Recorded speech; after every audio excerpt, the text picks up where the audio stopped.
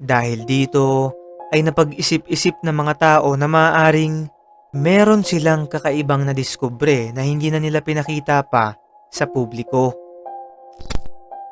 Kung titignang maigi mga kaibigan ay para itong isang malaking syudad na kumikinang.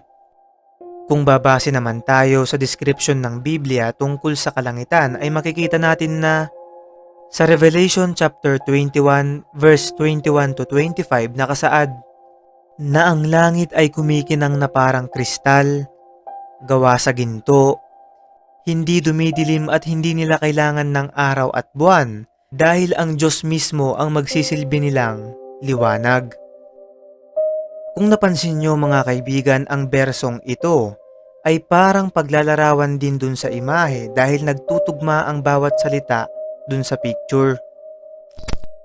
Dahil sa napakarami at hindi matigil na mga conspiracy tungkol dito, ay naglabas uli ng statement ang NASA noong March ng 2002 na nagsasabing yung nakunan daw ng Hubble telescope nila noong 1994 ay hindi langit.